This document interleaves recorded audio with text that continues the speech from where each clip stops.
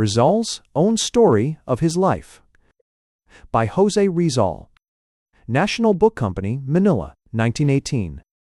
Rizal's Own Story. My Boyhood. Jose Rizal wrote the first 3 chapters in 1878. He was 17 years old at that time. Chapter 1. My Birth and Earliest Years in Calamba. I was born on Wednesday, the 19th of June, 1861. It was a few days before the full of the moon. I found myself in a village. I had some slight notions of the morning sun and of my parents. That is as much as I can recall of my baby days. The training which I received from my earliest infancy is perhaps what formed my habits. I can recall clearly my first gloomy nights, passed on the azotea of our house. They seem as yesterday. They were nights filled with the poetry of sadness, and seem near now because at present my days are so sad. On moonlight nights, I took my supper on the azotea. My nurse, who was very fond of me, used to threaten to leave me to a terrible but imaginary being like the bogey of the Europeans if I did not eat. I had 9 sisters and a brother. Our father was a model parent. He gave us the education which was suitable in a family neither rich nor poor. He was thrifty. By careful saving, he was able to build a stone house. He also bought another house, and he put up a nipa cottage on our plot of irrigated ground. The cottage was shaded by bananas and trees. At nightfall, my mother had us all say our prayers together. Then we would go to the azotea or to a window to enjoy the moonlight, and my nurse would tell us stories. Sometimes sad and sometimes gay, nurse's stories were always oriental in their imagination. In these stories, dead people, gold, and plants on which diamonds grew were all mixed together. When I was 4 years of age, my little sister Concha died, and for the first time I cried because of love and sorrow. Till then, I had shed tears only for my own faults, which my loving, prudent mother well knew how to correct. I learned to write in my own village. My father looked after my education. He paid an old man, who had been his schoolmate, to teach me the first steps in Latin. This teacher lived in our house till he died, 5 months later. He had been in almost perfect health, and it was at the moment of death that he received extreme unction. In June of 1868, I went to Manila with my father. That was just after the birth of Trinidad, the 3rd sister younger than myself. We went in a casco, which turned out to be a clumsy boat. I shall not try to tell how happy I was at each new stop on the banks of the Pasig. Beside this same river, a few years later, I was to be very sad. We went to Cainta, Taytay, and Antipolo, and then to Manila. In Santa Ana, I visited my eldest sister, Saturnina, who at that time was a student in La Concordia College. Then I returned to my village and remained until 1870. Chapter I. My schooling in Biñan. Biñan is a town about 1½ hours' drive from my own town, Calamba. My father was born in Biñan, and he wished me to go there to continue the study of Latin, which I had just begun. He sent me over one Sunday in the care of my brother. The parting from my family was tearful on the side of my parents and my sisters, but I was 9 years old and managed to hide my own tears. We reached Biñan at nightfall. We went to an aunt's house where I was to live. When the moon came up, a cousin took me around the town. Biñan appeared to me large and wealthy, but neither attractive nor cheerful. My brother left me after he presented me to the schoolmaster, who, it seemed, had been his own teacher. The schoolmaster was a tall, thin man with a long neck and a sharp nose. His body leaned slightly forward. He wore a shirt of cinnamon that had been woven by the deft fingers of Batangas women. He knew Latin and Spanish grammar by heart, but his severity, I believe now, was too great. This is all that I remember of him. His classroom was in his own house, only some 30 meters from my aunt's home. When I entered the classroom for the first time, he said to me, Do you speak Spanish?" "A little, sir," I answered. "Do you know Latin?" "A little, sir," I again answered. Because of these answers, the teacher's son, who was the worst boy in the class, began to make fun of me. He was some years my elder and was taller than I, yet we had a tussle. Somehow or other, I don't know how, I got the better of him. I bent him down over the class benches, then I let him loose, having hurt only his pride. After this, possibly because of my small size, my schoolmates thought me a clever wrestler. On going from the class, one boy challenged me. He offered me my hold, but I lost and came near breaking my head on the sidewalk. I do not want to take up time with telling about the beatings I got, nor shall I attempt to say how it hurt when I received the first ruler blow on my hand. I used to win in the competitions, for no one happened to be better than I. But in spite of the reputation I had of being a good boy, rare were the days in which my teacher did not call me up to receive 5 or 6 blows on the hand. When I went out with my companions, they jokingly called me nicknames, but individually they used to be so kind to me that I thought little of their teasings. A few of them were very good and always treated me well. Among these few was a second cousin of mine. Later, some of them were my schoolmates in Manila, and then it became my turn to tease.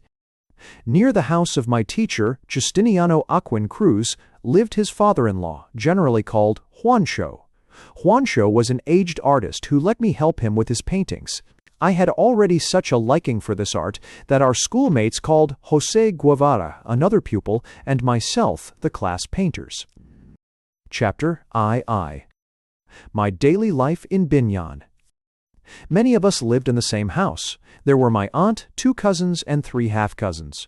My aunt was a very old lady, over 70. She used to sit on the floor and read the Bible in Tagalog. One cousin was a maiden lady who liked very much to go to confession and to do penances. The other cousin, her brother, was a widower. One of the half-cousins was something of a tomboy. She was quick to anger but frank and true-hearted. At times, we young folks played in the street at night. Our elders did not permit us to play in the house. The tomboy was 2 or 3 years older than I and taught me games. She always treated me as if I were her brother. My manner of life was simple. I heard Mass at 4 if there were a service so early, or studied my lessons at that hour and went to Mass afterwards. Then I went out in the yard and looked for mabolos. Then came breakfast, which generally consisted of a plate of rice and 2 dried sardines. There was class work till 10 o'clock, and after lunch, a study period. In the afternoon, there was school from 2 o'clock until 5. Next, there would be play with my cousins for a while. Study and perhaps painting took up the remainder of the afternoon. By and by came supper, 1 or 2 plates of rice with a fish called ayungan. In the evening we had prayers, and then, if it was moonlight, a cousin and I would play in the street with the others. Fortunately, I was never ill while away from home. From time to time, I went to my own village. How long the trip seemed going, and how short coming back. Many things happened which it would be tiresome to read. Finally, there came a letter from my sister Saturnina, which announced that the steamer Talim would stop for me on a certain day. I said goodbye to my numerous friends and teacher. To my teacher, I expressed my sadness in leaving and my gratitude for his instruction. Although he had punished me frequently, he did so, I now think, out of the kindness of his heart, and his heart was heavy when he did it.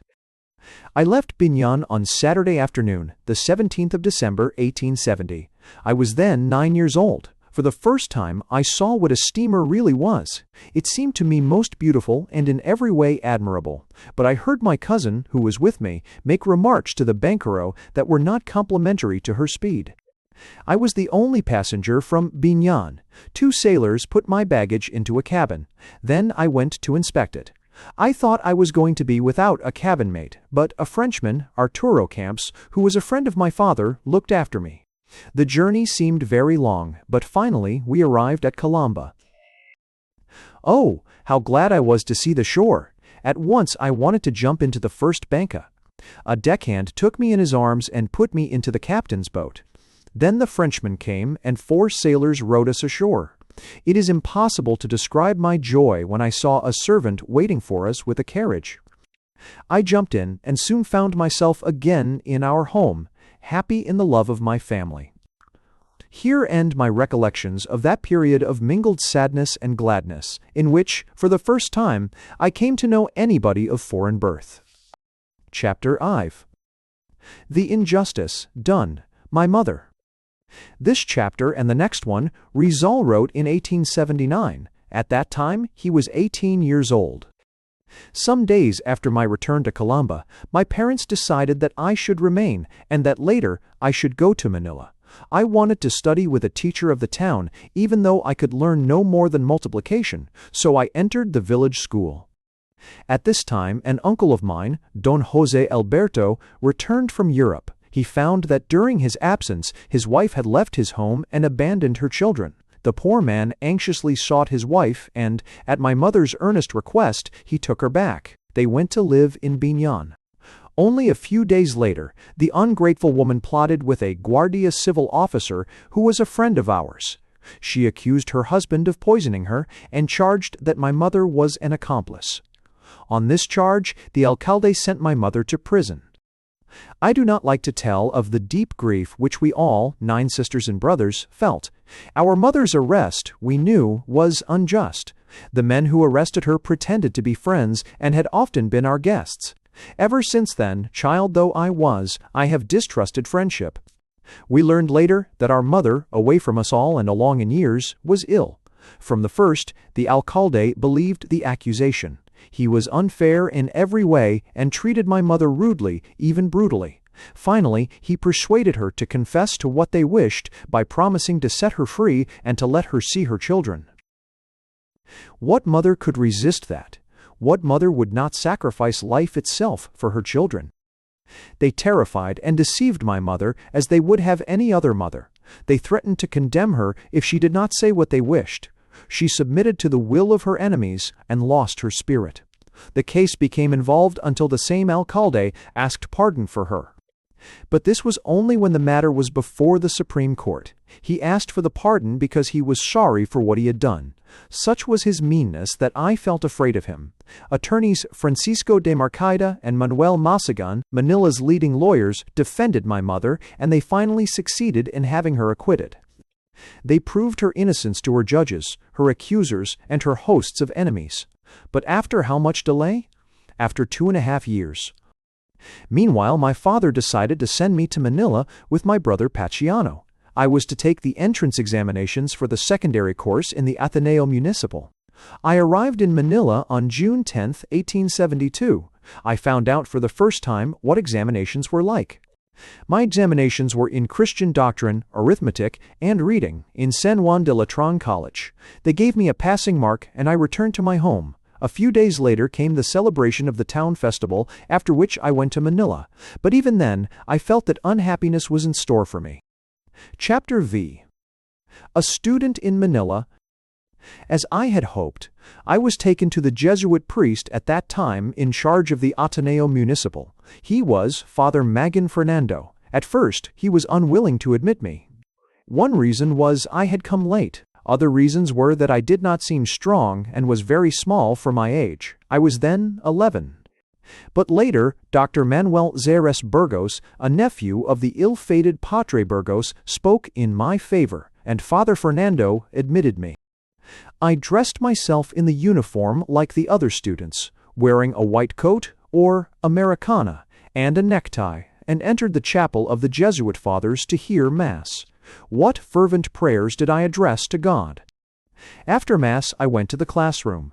There I saw a number of boys, Spanish, mestizos, and natives, and a Jesuit teacher. Father José Beck, the teacher, was a tall man, thin and somewhat stooping, but quick in his movements. His face was thin and pale, yet lively. His eyes were small and sunken, his nose sharp and Grecian. His thin lips curved downwards. He was a little eccentric, sometimes being out of humor and intolerant, at other times amusing himself by playing like a child. Some of my schoolmates were interesting enough to warrant mentioning them by name. Florencio Gavino Oliva, a young man from my own province, had great talent, but he did not work steadily. The same thing was true of Moisés Santiago, a mathematician and a penman. It was also true of Gonzalo Manzano, who then held the position of Roman emperor. In Jesuit colleges, they divide the boys into 2 groups, or empires, one Roman and the other Greek. These 2 empires are always at war. The boys of one empire always want to outdo those of the other empire in all kinds of contests. Each group has a leader who is called emperor. The emperor wins his place by doing the best work and standing the highest of anyone in his group. I was put at the end of the line. I could scarcely speak Spanish, but I already understood it. After the religious exercises, I went out and found my brother waiting to take me to my lodgings, which were about 25 minutes' walk from the college. My brother did not wish to leave me in the walled city, which seemed very gloomy to me. I lodged in a small house on Calle Caraballo, near an estero. The house consisted of a dining room, a sala, a bedroom, and a kitchen. An awning covered the small space between the door and the steps. My landlady was a maiden lady called Tita, who owed our family 300 pesos. Her mother, a good old woman, lived with her. There were, besides, a crazy woman, quite harmless, and some Spanish mestizos in the house. I must not speak of my sufferings or of my troubles and pleasures. I shall record only what happened in school during that year. By the end of the first week, I was going up in the class. Then I began to spend the siesta time studying at Santa Isabel College. For this, I paid 3 pesos a month. I went there with Pastor Molina, a boy of my own age. A month later, I was emperor. How pleased I was when I won my first prize, a religious picture. In the first quarter, I gained another prize, with the grade Excellent. After that, I did not care to apply myself. I had foolishly become dissatisfied because of something my teacher said. Unfortunately, this continued until the end of the year, and I gained only second place in all my subjects. This gave me the grade of Excellent, but without any prize. I spent the vacation at home and went with my eldest sister, Neneng, to Tanawan for the town festival. This was in 1873, but our pleasure was marred by the fact that our mother was not with us. I had gone alone to see my mother without first sending word either to her or to my father. This was at the close of the term in which I held second place. I thought with what joy I would surprise her. Instead, we wept in each other's arms. We had not seen each other for more than a year. After vacation was over, I returned to Manila and enrolled in the second year. Then I hunted lodgings in the walled city. It was too tiring to live so far away. I found a place at Six Calle Magallanes in the house of an elderly widow, Doña Pepe. Her daughter, also a widow, lived with her. The name of the daughter was Doña Encarnacion, and her 4 sons were Jose, Rafael, Ignacio, and Ramon. Nothing worth telling happened that year. My professor was the same as in the previous year, but I had different schoolmates. Among them I found 3 who had been with me in Binyan. At the end of this year, I won a medal and returned to my town. I again went alone to visit my mother in prison.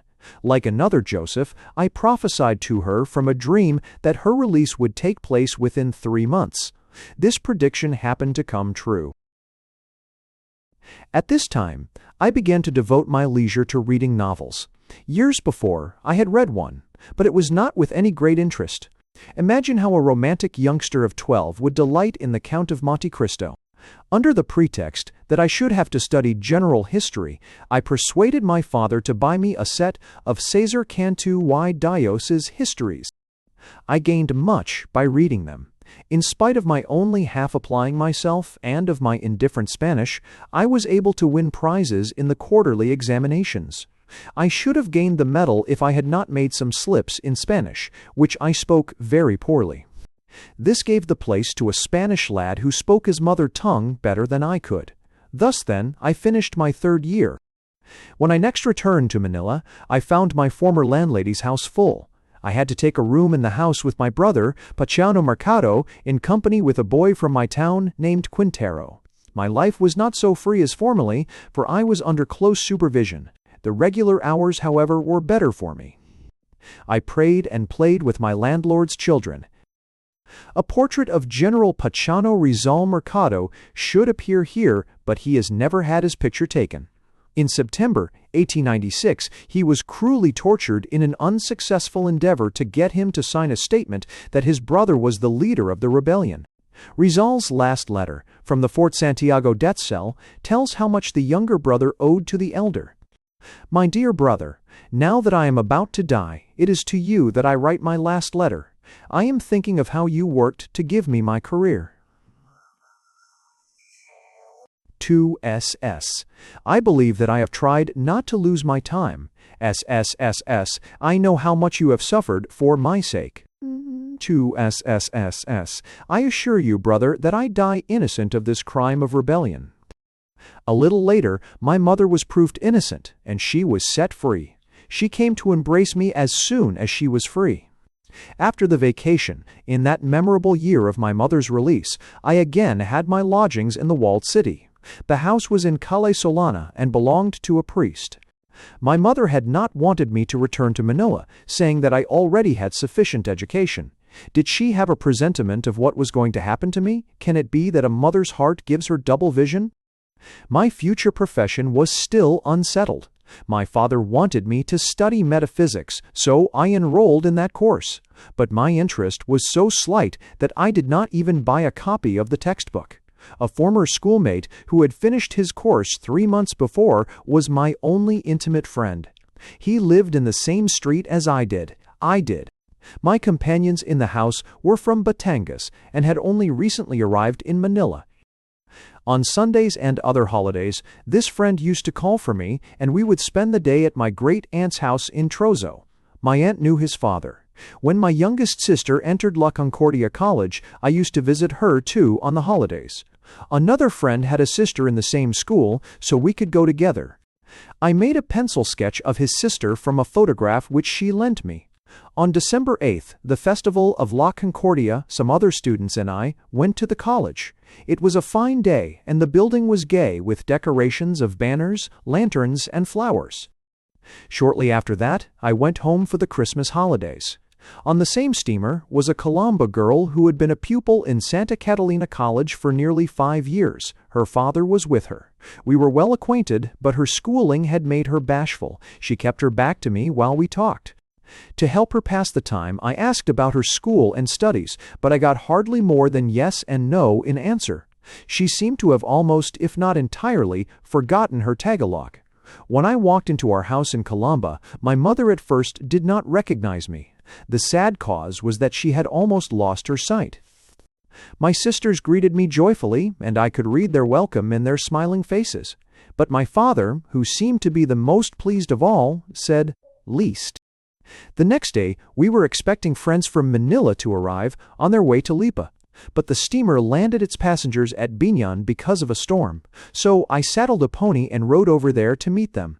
My horse proved to be a good traveler, and when I got back to Calamba, I rode on, by the Los Baños road, to our sugar mill.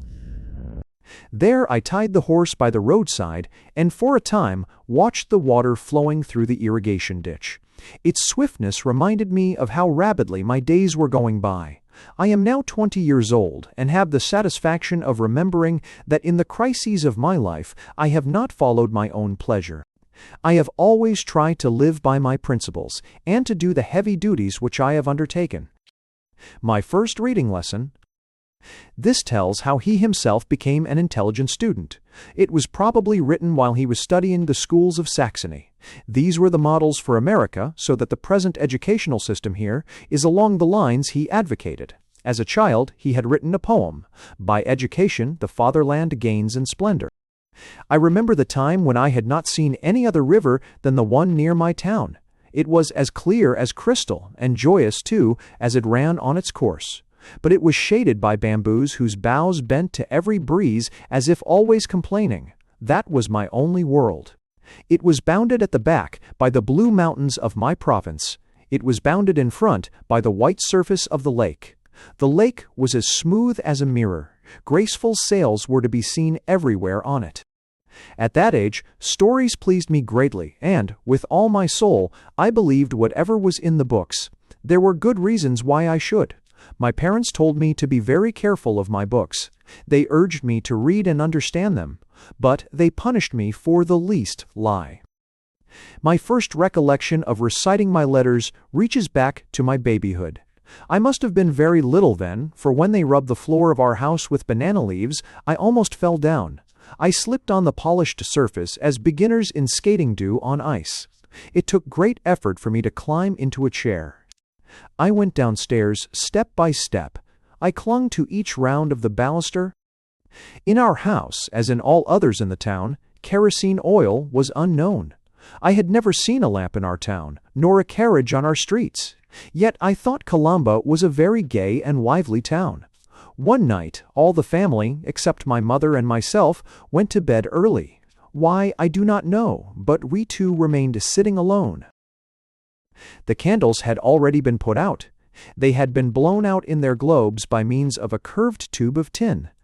That tube seemed to me the finest and most wonderful plaything in the world. The room was dimly lighted by a single light of coconut oil. In all Filipino homes, such a light burns through the night. It goes out just at daybreak to awaken people by its spluttering. My mother was teaching me to read in a Spanish reader called The Children's Friend. This was quite a rare book and an old copy. It had lost its cover, and my sister had cleverly made a new one. She had fastened a sheet of thick blue paper over the back and then covered it with a piece of cloth. This night my mother became impatient with hearing me read so poorly. I did not understand Spanish, and so I could not read with expression. She took the book from me. First, she scolded me for drawing funny pictures on its pages. Then she told me to listen, and she began to read. When her sight was good, she read very well. She could recite well, and she understood verse-making too. Many times during Christmas vacations, my mother corrected my poetical compositions, and she always made valuable criticisms. I listened to her, full of childish enthusiasm. I marveled at the nice-sounding phrases which she read from those same pages. The phrases she read so easily stopped me at every breath. Perhaps I grew tired of listening to sounds that had no meaning for me. Perhaps I lacked self-control. Anyway, I paid little attention to the reading. I was watching the cheerful flame. About it, some little moths were circling in playful flights. By chance, too, I yawned. My mother soon noticed that I was not interested. She stopped reading. Then she said to me, "I am going to read you a very pretty story. Now pay attention."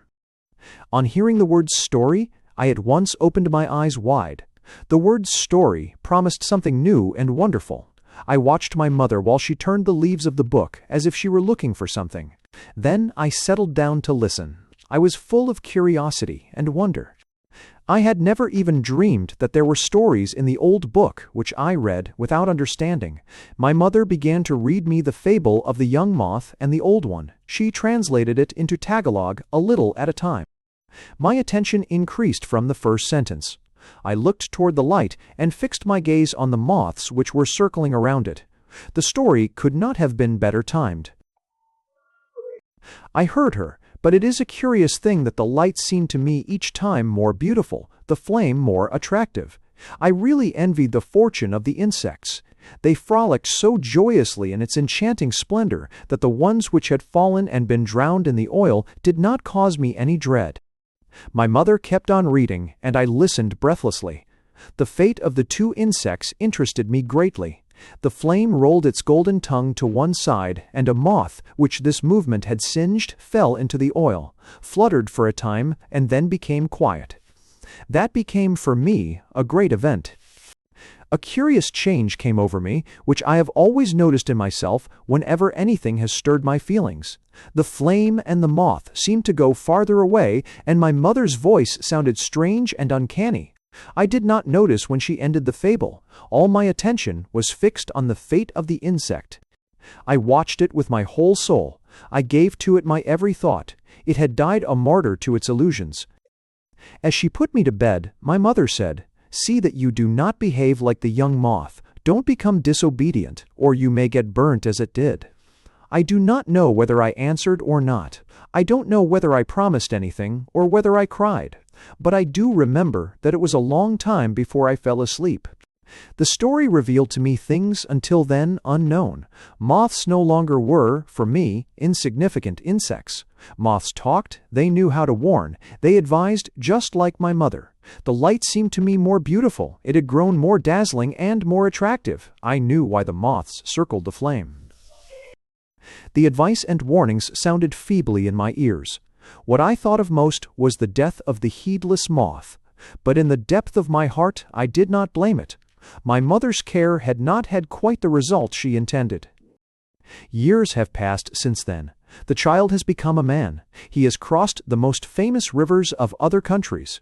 He has studied beside their broad streams. He has crossed seas and oceans. He has climbed mountains much higher than the Makiling of his native province, up to perpetual snow. He has received from experience bitter lessons, much more bitter than that sweet teaching which his mother gave him. Yet, in spite of all, the man still keeps the heart of a child. He still thinks that light is the most beautiful thing in creation, and that to sacrifice one's life for it is worthwhile. My childhood impressions. One of numerous rough drafts, evidently written for practice, published as Mi Primer Recuerdo in El Renacimiento, Manila, February 2, 1908. I spent many hours of my childhood down on the shore of the lake, Laguna de Bay. I was thinking of what was beyond. I was dreaming of what might be over on the other side of the waves. Almost every day in our town, we saw the Guardia Civil lieutenant caning and injuring some unarmed and inoffensive villager. The villager's only fault was that while at a distance he had not taken off his hat and made his bow. The alcalde treated the poor villagers in the same way whenever he visited us. We saw no restraint put upon brutality. Acts of violence and other excesses were committed daily. The officers whose duty it was to protect the people and keep the public peace were the real outlaws. Against such lawbreakers, our authorities were powerless. I asked myself if, in the lands which lay across the lake, the people lived in this same way. I wondered if there they tortured any countryman with hard and cruel whips merely on suspicion. Did they there respect the home? Or over yonder also, in order to live in peace, would one have to bribe tyrants? The Spanish schools of my boyhood. From the introduction which Dr. Rizal put to his Spanish version of an article on the transliteration of Tagalog. His advocacy of the English style used in other Malay countries as more akin to the genius of Filipino dialects was considered extremely unpatriotic by most Spaniards. You perhaps attended a village Spanish school to learn your letters. Possibly you have had to teach the letters in Spanish to others smaller than yourself. In either case, you must have noticed what I have, that children find great difficulty in mastering certain syllables. These are si, ko, ga, gua, ga, ya, etc. It is because Filipino children do not understand the reasons for such irregularities, nor do they know the cause for the changes in value of the sounds of certain consonants. In the old times, blows fell like rain. Many pupils were whipped every day. Sometimes the schoolmaster broke the ferule, and sometimes he broke the children's hands. The first pages of their primers fell to pieces from long and hard use. The children cried. Even the monitors had to suffer at times. Yet those syllables which cost the children so many tears are of no use to them. Those syllables are necessary only in the learning of Spanish, which language in my time only 3 boys in 1,000 ever really learned. These 3 learned it in Manila by hearing Spanish spoken and by committing to memory book after book. I often wondered what was the use of learning it at all, when in the end one spoke only Tagalog. But I kept my wonder to myself. I felt that to try to make reforms in the Philippines at that time would be to embark on a stormy voyage. After I grew up, I had to write letters in Tagalog. I was shocked at my ignorance of its spelling. I was surprised, too, to find the same words spelled differently in the different works which I consulted. This proved to me how foolish it was to try to write Tagalog in the Spanish way. The spelling in use today by all Filipino scholars is a great improvement over the old style. I want to place the credit for this change where it belongs. These improvements are due to the studies in Tagalog of Dr. T.H. Pardo de Tavera alone. I have only been one of the most zealous champions of the change from the Spanish style. The turkey that caused the Calamba land trouble. This account was given Captain Carnicero, the Spanish commander of the Dapitan district, where Rizal was in exile, in 1892. My father was a friend of the owners of the Calamba estate. He was intimate, too, with the manager in charge of the plantation. Frequently, important visitors came to the plantation house. Then the manager asked my father for whatever he needed. He very often asked for a turkey, and my father gladly gave it to him. The poultry yard at our house was always full of turkeys because my father was a fancier of these fowls. But one season there came some epidemic, and almost all the turkeys died. Only a few pairs, which were being kept for breeding, were left. Just at this time, the manager one day sent for the customary turkey.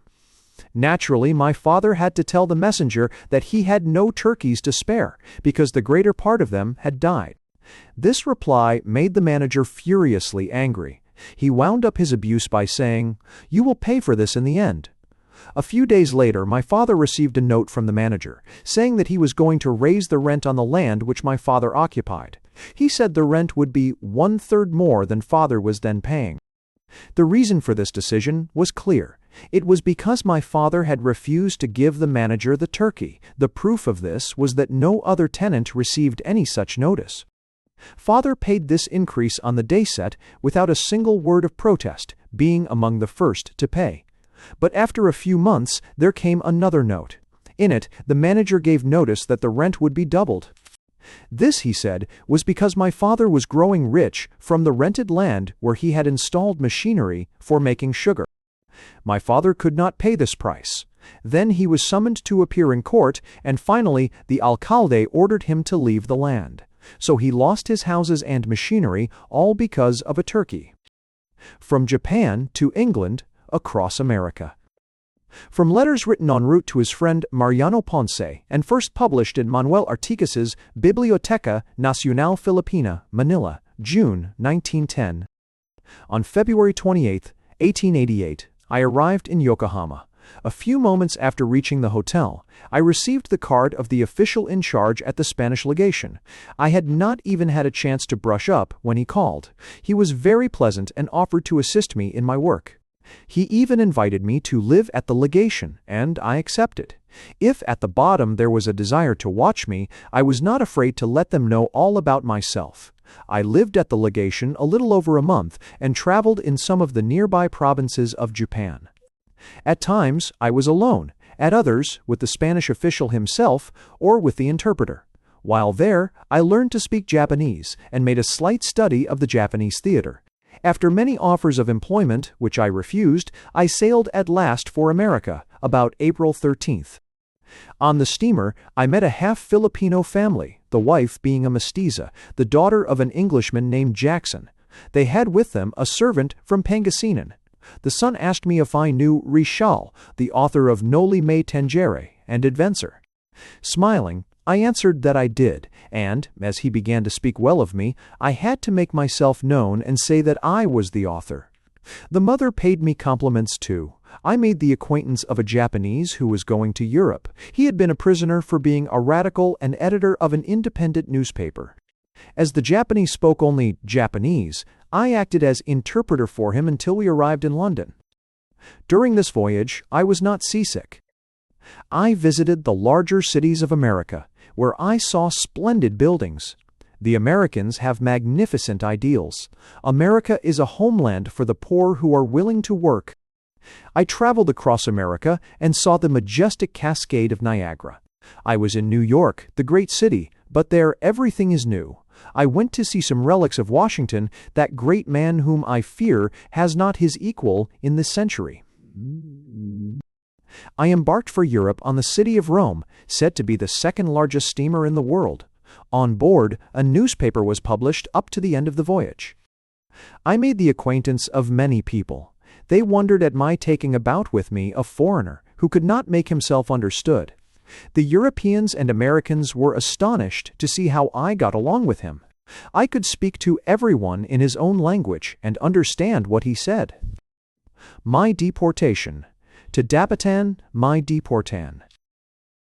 First published in the Biblioteca Nacional Filipina, Manila. The account was secretly sent by Rizal to his friends very shortly after his arrival at his place of exile. The reference to the school is from a letter to Dr. Blumentritt. I arrived in Manila the 26th of June, 1892. It was on a Sunday at 12 o'clock noon. A number of carbineers, including a major, met me. A captain and a sergeant of the Guardia Veterana were there in civilian clothes. I disembarked with my luggage, and they inspected it at the custom house. From there, I went to the Oriente Hotel. I occupied room number 22, which overlooks the Binondo Church. That afternoon, at 4, I presented myself to His Excellency, Governor-General Despujol. He told me to return at 7 in the evening, and I did so. He granted my petition for the liberty of my father, but not for the liberty of my brother and sisters. He told me to return on Wednesday evening at 7:30. From there, I went to see my sisters. First I saw my sister Narcissa, afterwards Nenning Saturnina. On the following day, Monday, at 6 o'clock in the morning, I was at the railway station, bound for Bulacan and Pampanga. I visited Malolos, San Fernando, and Tarlac. On the return I stopped at Bacolor, reaching Manila on Tuesday at 5 o'clock in the afternoon. 7:30 on Wednesday saw me with His Excellency. But not even then did I get him to revoke the deportation decrees. Still, he gave me hope for my sisters. As it was the festival of Saints Peter and Paul, our interview ended at 9,015. I was to present myself on the following day, at the same hour. That day, Thursday, we spoke on unimportant matters. I thanked him for having revoked the order to banish my sisters, and told him that my father and brother would come by the first mail steamer. He asked me if I wished to return to Hong Kong, and I answered, yes. He told me to come again on Wednesday. Wednesday, he asked me if I persisted in my intention of returning to Hong Kong. I told him that I did. After some conversation, he said that I had brought political circulars in my baggage. I replied that I had not. He asked me who was the owner of the roll of pillows and patates with my baggage. I said that they belonged to my sister. He told me that because of them, he was going to send me to Fort Santiago. Don Ramon Despujol, his nephew and aide, took me in one of the palace carriages. At Fort Santiago, Don Enrique Villamor, the commander, received me. He assigned me to an ordinary room containing a bed, a dozen chairs, a table, a washstand, and a mirror. The room had 3 windows.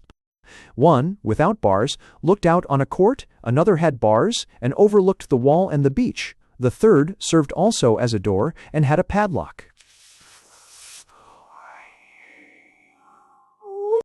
I could not talk with anyone except the officer of the guard, and I was not allowed to write. Don Enrique Villamor, the commander of the fort, gave me books from the library. Each day, the corporal of the guard proved to be a sergeant. They cleaned the room every morning. For breakfast, I had coffee with milk, a roll, and coffee cake. Lunch was at 12,000 and consisted of 4 courses. Dinner was at 8,030 and was similar to the lunch. Commander Villamor's orderly waited on me. On Thursday the 14th, about 5,030 or 6 p.m., the nephew notified me that at 10 o'clock that night I should sail for Dapitan. I prepared my baggage, and at 10 was ready, but as no one came to get me, I went to sleep. At 12,015 the aide arrived with the same carriage which had brought me there. By way of the Santa Lucia gate, they took me to the Mail Khan, where were General Ahumada and some other people. Another aide and 2 of the Guardia Veterana were waiting for me in a boat. The Cebu sailed in the morning at 9. They gave me a good stateroom on the upper deck. Above the doors could be read, Chief. Next to my cabin was that of Capt. Delgras, who had charge of the party. 10 from each branch of the military service were in the party. There were artillery, infantry of the 70th, 71st, 72nd, 73rd, and 74th regiments, carbineers, cavalry, and engineers, and Guardia Civil. Of artillerymen there were at least 12. We were carrying prisoners loaded with chains, among whom were a sergeant and a corporal, both Europeans. The sergeant was to be shot because he had ordered his superior officer, who had misbehaved while in Mindanao, to be tied up. The soldiers who obeyed orders and tied the officer up were given 20 years' imprisonment, and the officer himself was dismissed from the service because he had let them tie him up. I ate in my stateroom, the food being the same as the officers had. I always had a sentinel and a corporal on guard. Every night, Captain Delgras took me for a promenade on deck till 9 o'clock. We passed along the east coast of Mindoro and the west coast of Panay. We came to Dapitan on Sunday at 7 in the evening. Captain Delgras and 3 artillerymen accompanied me in a boat rowed by 8 sailors. There was a heady sea. The beach seemed very gloomy. We were in the dark, except for our lantern, which showed a roadway grown up with weeds. In the town, we met the governor, or commandant, Captain Ricardo Carnicero. There was also a Spanish ex-exile and the practicante, Don Cosme. We went to the town hall, which was a large building. My life now is quiet, peaceful, retired, and without glory, but I think it is useful too. I teach reading, Spanish, English, mathematics, and geometry to the poor but intelligent boys here. Moreover, I teach them to behave like men. I have taught the men how to get a better way of earning their living, and they think I am right.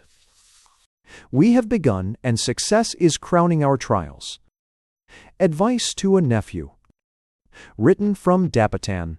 Rizal took great interest in the education of his sister's children, and in Germany had made for them a translation into Tagalog of Hans Christian Andersen's fairy tales.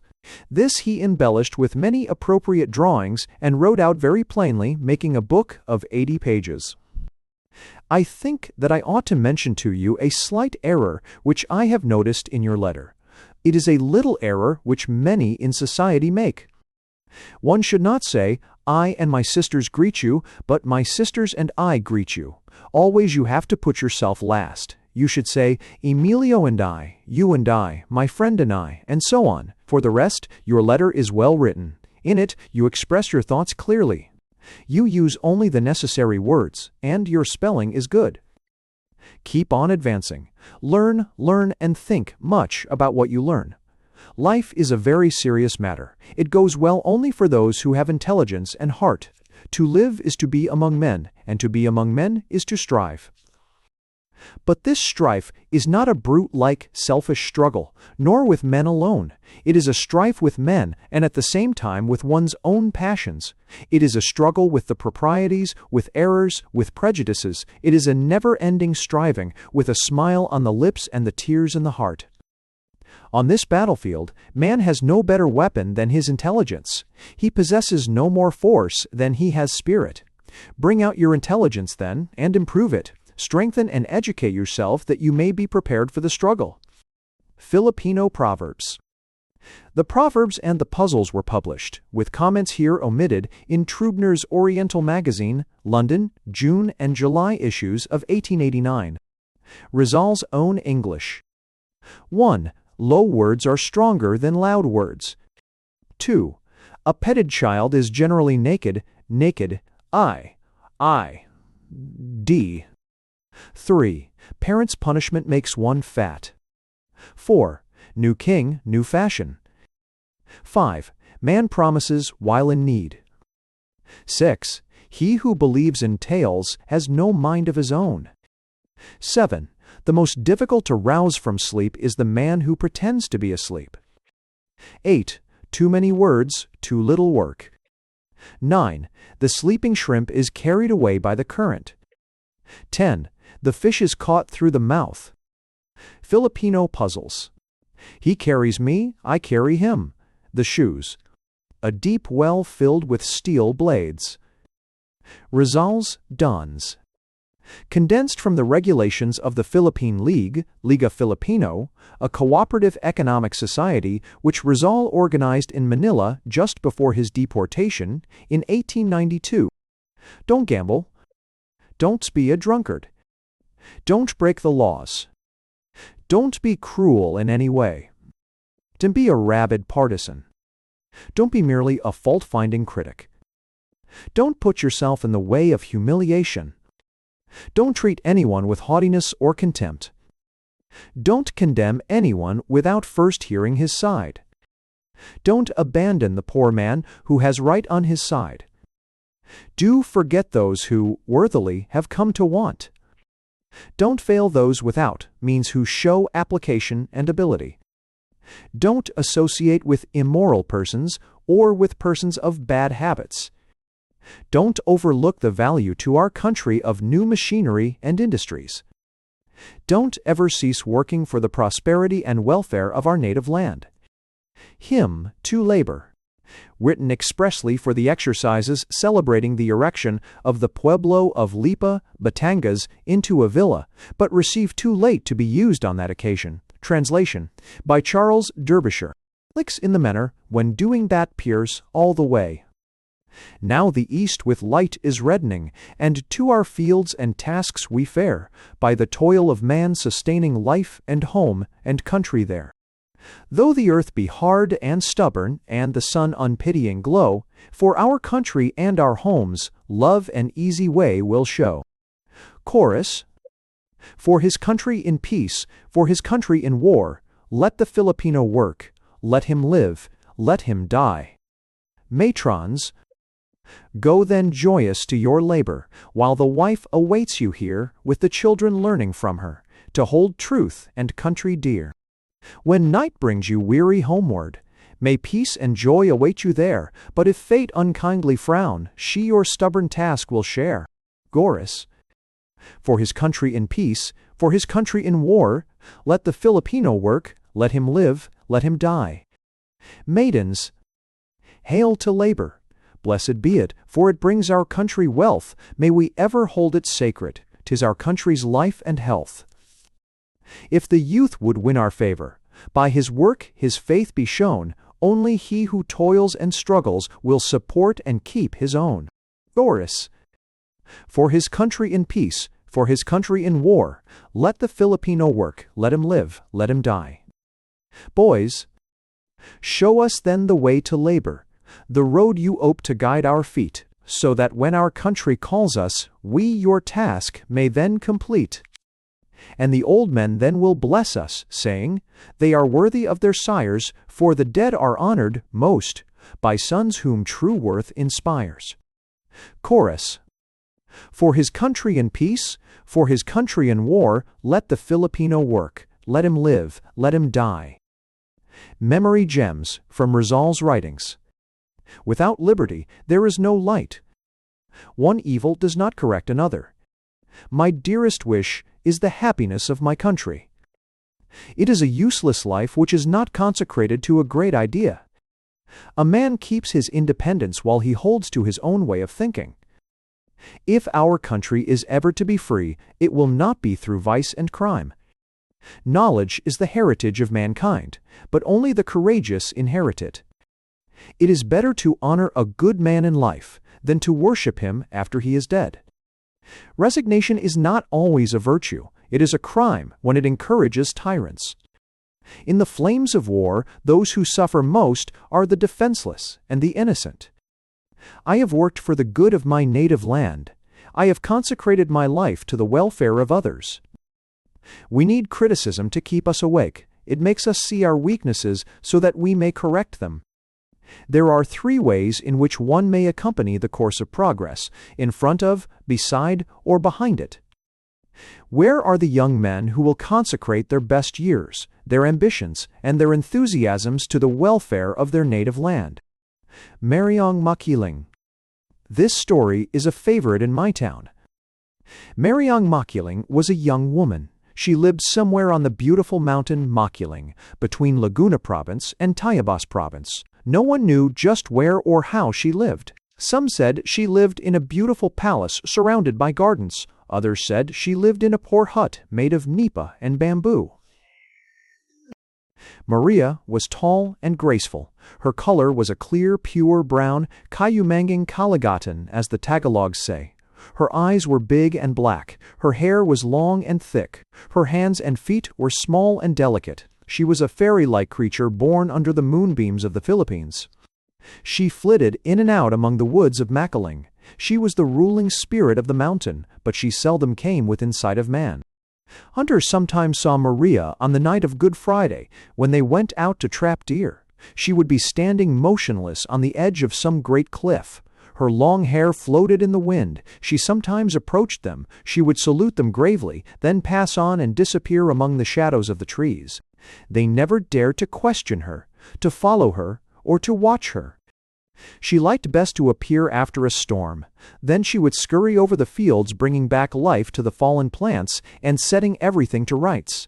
The trees straightened up their wind-blown trunks. The streams went back into their beds. All signs of the storm disappeared as she passed. Mariang Makiling had a very good heart. She used to lend the poor country folk clothing or jewels for weddings, baptisms, and feast days. All she asked in return was a pullet as white as milk. It had to be a dumalaga, that is, one that had never laid an egg. Sometimes she appeared as a simple country girl and helped the poor old women to pick up firewood. Then she would slip gold nuggets, coins, and jewels into their bundles of wood. A hunter was one day chasing a wild boar through the tall grass and thorny bushes. Suddenly he came to a hut in which the animal hid. A beautiful young woman came out and said, "The wild boar belongs to me. You have done wrong to chase it, but I see that you are very tired. Your arms and legs are covered with blood. Come in and eat. Then you may go on your way." The man was charmed by the beauty of the young woman. He went in and ate everything she offered him, but he was not able to speak a single word. Before the hunter left, the young woman gave him some pieces of ginger. She told him to give them to his wife for her cooking. The hunter thanked her and put the roots inside the crown of his broad hat. On the way home, his hat felt heavy, so he took out a number of the pieces and threw them away. He was surprised and sorry the next day when his wife discovered that what they had taken to be ginger was solid gold. The supposed roots were bright as rays of sunshine. But Marianne McKeeling was not always kind and generous to the hunters. Sometimes she punished them. One afternoon, 2 hunters were coming down the mountain, carrying some wild boars and deer which they had killed during the day. They met an old woman who begged them to give her a quarter. They thought that was too much to give, so they refused. The old woman said that she would go and tell the mistress of those animals, and she left them. This threat made the hunters laugh heartily. When night had fallen and the 2 were near the plain, they heard a distant shout, very distant, as though it came from the top of the mountain. "There they go! Oh, oh, oh!" Then another even more distant cry replied, "There they go! Oh, oh, oh!" That cry surprised both the hunters, who could not account for it. On hearing it, the dogs stuck up their ears. They uttered low growls and drew nearer to their masters. In a few minutes the same cry was heard again, this time from the mountainside. On hearing it, the dogs thrust their tails between their legs and came close to their masters. The men stared at each other without saying a word. They were astonished that the one who uttered the cry could travel so far in such a short time. When they reached the plain, the fearful cry was heard again. This time it was so clear and distinct that both looked back. In the moonlight, they could see 2 strange, gigantic shapes coming down the mountain at full speed. Both hunters ran as fast as they could with such heavy loads. Still, the strange creatures came nearer. The men, coming to a spring called Bukal, threw down their burdens and climbed a tree, and the dogs fled toward the town. The monsters came up and in a few seconds devoured the wild boars and deer and went back toward the mountain. Only then did the hunters recover. The more courageous took aim, but his gun missed fire and the monsters escaped. No one ever knew whether Marianne McKeeling had parents, brothers, and sisters, or other kin. Such persons spring up naturally, like the stones the Tagalogs call mutya. No one ever knew her real name. She was simply called Maria. No one ever saw her enter the town or take part in any religious ceremony. She remained ever the same. The 5 or 6 generations that knew her always saw her young, fresh, sprightly, and pure. For many years now, no one has seen her on the Keeling. Her vapor figure no longer wanders through the deep valleys. It no longer hovers over the waterfall on the serene moonlight nights. The melancholy tone of her mysterious harp is no longer heard. Now lovers are married without getting from her either jewels or presents. Marianne McKeeling has disappeared. Some blame the people of a certain town who not only refused to give her the customary white pullet, but even failed to return the jewels and clothing borrowed. Others say that Marianne McKeeling is offended because some landlords are trying to take half of the mountain. A chronology of the life of José Rizal. 1848, June 28. Rizal's parents married in Calamba, La Laguna. Francisco Rizal Mercado y Alejandra, born in Biñan, April 1818, and Teodora Morales Alonso Rolanda y Quintos, born in Stella Cruz, Manila, Nova, 1827. 1861, June 19. Rizal born, their 7th child. June 22. christened as Jose Protesio Rizal Mercado y Alonso Rayanda. 1870, age 9, one profile Market State, in school at Biñan under Master Justiniano Aquan Cruz. 1871, age 10, in Calamba Public School under Master Lucas Padua. 1872, June 10, age 11, examined in San Juan de Letron College, Manila, which, during the Spanish time, as part of STO, Tomas University, controlled entrance to all higher institutions. June 26, all entered the Ateneo Municipal de Manila, then a public school, as a day scholar. 1875, June 14, age 14, became a boarder in the Ateneo. 1876, March 23, age 15, received the Bachelor of Arts, B.A. degree with highest honors from Ateneo de Manila. June, entered STO, Tomas University in philosophy course. 1877, June, age 16, matriculated in medical course. Won Liceo Artístico Literario Prize in poetical competition for Indians and Mestizos with poem to Philippine youth. Nov, 29, awarded Diploma of Honorable Mention and Merit by Royal Economic Society of Friends of the Country, Amigos del País, for prize poem. 1880, April 23, age 19, received Liceo Artístico Literario, Diploma of Honorable Mention for Allegory, The Council of the Gods, in competition open to Spaniards, Mestizos, and Indians, unjustly deprived of first prize. Dec. 8. Operetta, On the Banks of the Pasig, produced. 1881. Age 20. Submitted winning wax model design for commemorative medal for Royal Economic Society of Friends of the Country Centennial. Wounded in the back for not saluting a Guardia Civil lieutenant whom he had not seen. His complaint was ignored by the authorities. 1882, May 3, age 21. Secretly left Manila with passport of a cousin, taking at Singapore a French mail steamer for Marseille and entering Spain at Port Beau by railroad. Money furnished by his brother Paciano Mercado. June, absence noted at STO, Tomas University, which owned Calamba Estate. Rizal's father was compelled to prove that he had had no knowledge of his son's plan in order to hold the land on which he was the university's tenant. July Nov, a student in Barcelona. Nov 3, began studies in Madrid. 1885, June 19, age 24, received degree of licentiate in medicine with honors from Central University of Madrid. 1886, June, age 25, received degree of licentiate in philosophy with honors and special mention in Latin, Greek, and Hebrew from Central University of Madrid. Clinical assistant to Dr. L. de Weckert, a Paris oculist. Visited universities of Heidelberg, Leipzig, and Berlin. 1887, Feb. 21. Age 26, finished novel Noli Me Tangere in Berlin. Traveled in Austria, Switzerland, and Italy. July 3, sailed from Marseille, May, sir? Aug. 5. Arrived in Manila, traveled in nearby provinces with a Spanish lieutenant detailed by the Governor-General as escort. 1888, Feb. Sailed for Japan via Hong Kong. Feb. 28, APR 13.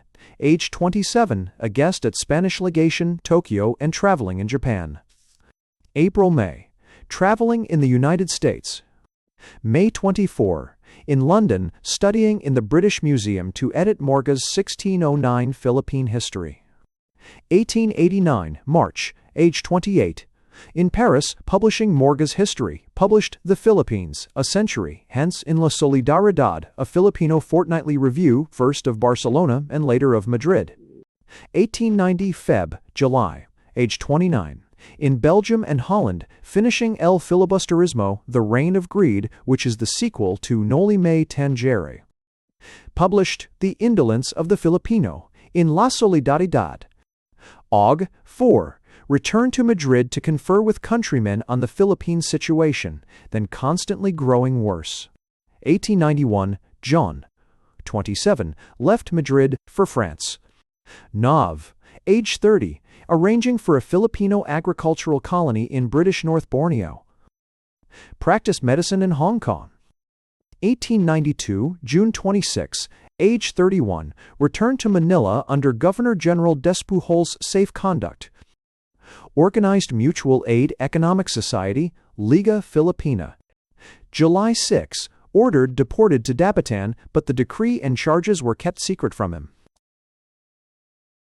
Taught school and conducted a hospital during exile, patients coming from China coast ports for treatment.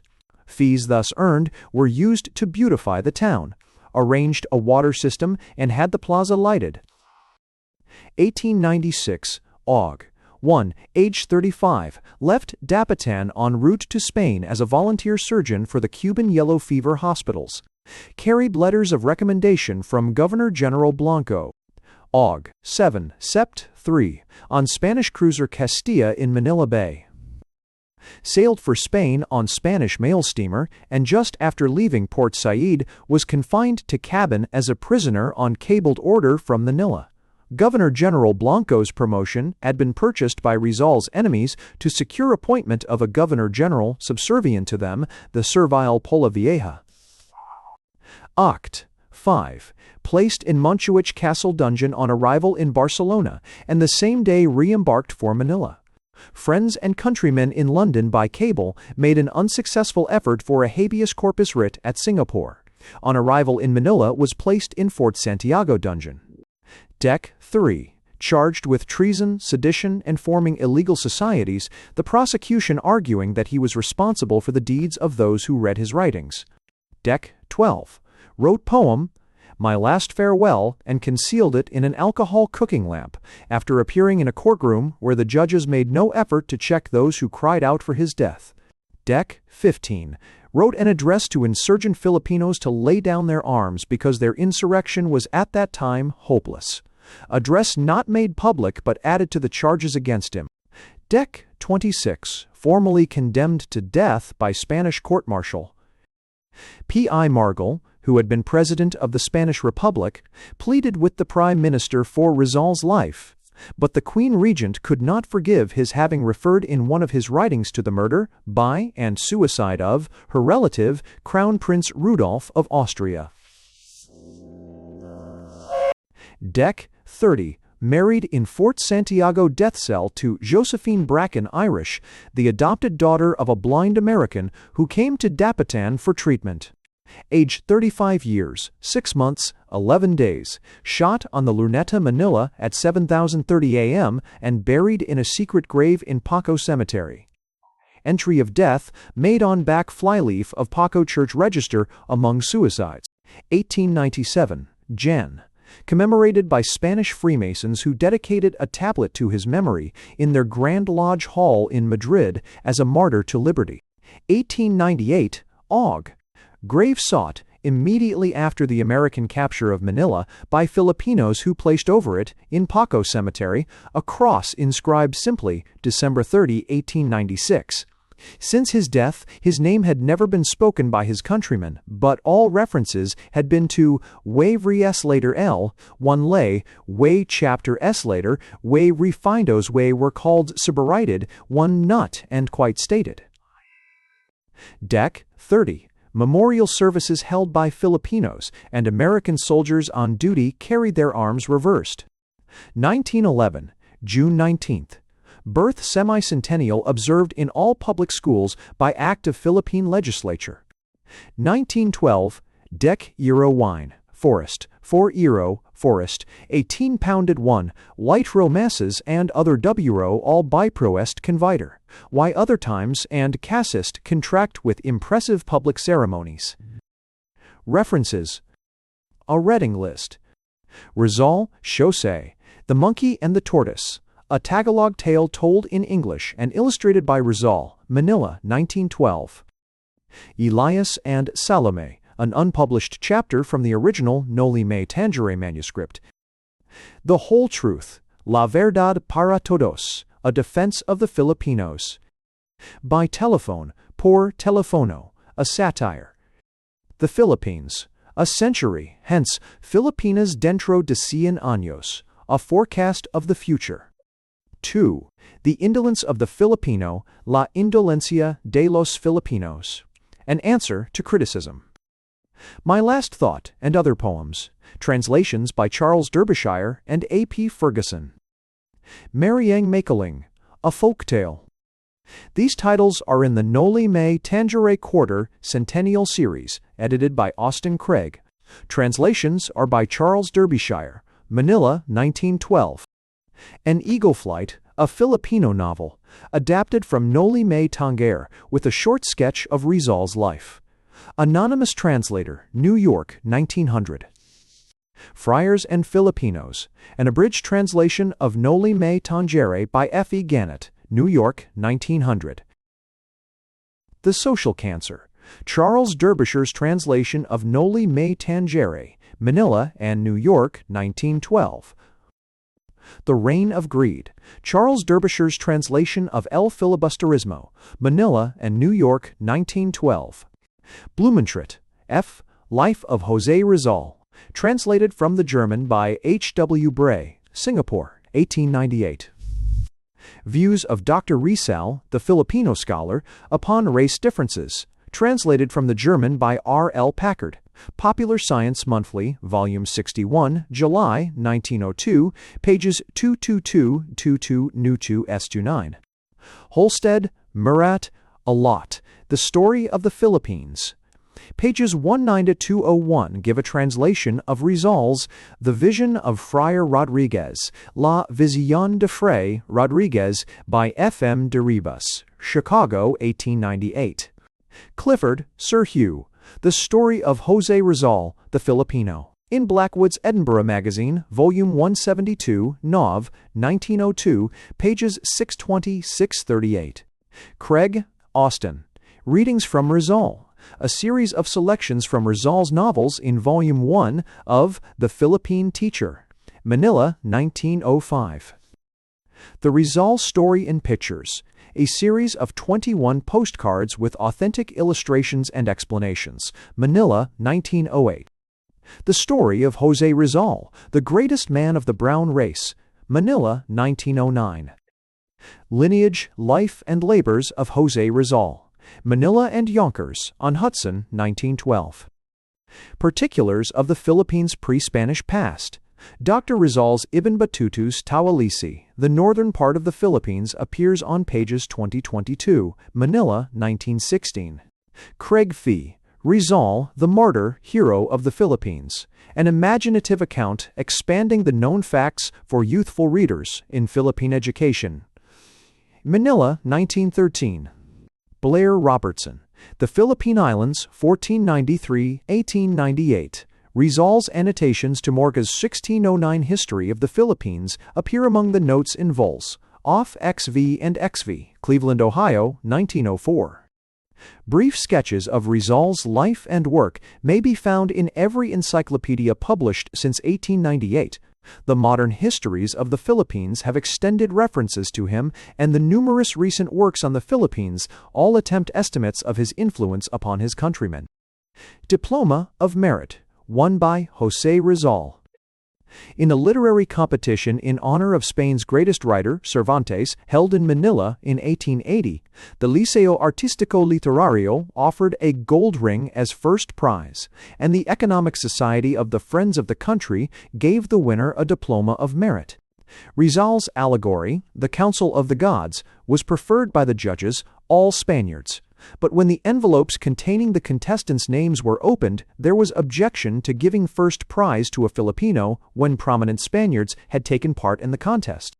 Rizal says that he was hissed off the stage when he appeared in answer to the reading of his name. Manila newspapers of that period dared not speak of the incident openly, but there were several veiled allusions to it. One writer sarcastically said that medical students should be forbidden to write poetry. The Council of the Gods. We gods and goddesses met on Mount Olympus find that the greatest three authors in the world's history are of equal merit, so in justice equal respect must be paid them. To Homer we award fame's trumpet, to Virgil the lyre of glory, and to Cervantes the laurel wreath of immortal honor. To the Philippine youth. Hold high the brow serene, O youth, where now you stand, let the bright sheen of your grace be seen, fair hope of my fatherland. First verse of the winning poem, won by Rizal at the age of 17 in a public competition open to Indians and mestizos. By these two names the Spaniard called and divided the Filipinos. My last thought. Farewell, beloved fatherland, thou sunny clime of ours, pearl of the Orient Ocean, our lost paradise. For thee my life I give, nor mourn its saddened hours, and were it more bright, strewn less with thorns and more with flowers, for thee I still would give it, a welcome sacrifice. Rizal's Hymn to Labor. Words by Jose Rizal. Arranged from Chas. Derbyshire's translation, lines in different order. Tune of The Wearing of the Green. Rizal's Maria Clara's Lullaby. Words by Jose Rizal. Chas. Derbyshire's translation. Music by Juan Hernandez. Philippine National Hymn. Written in Spanish by Jose Palma. Music by I. Felipe. The versifier of the English translation prefers not to have his name appear. Hail, Philippines. Words by L. H. Theobald. Music arranged from the Toreador's song in the opera Carmen. Thanks for listening to Rizal's own story of his life by Jose Rizal.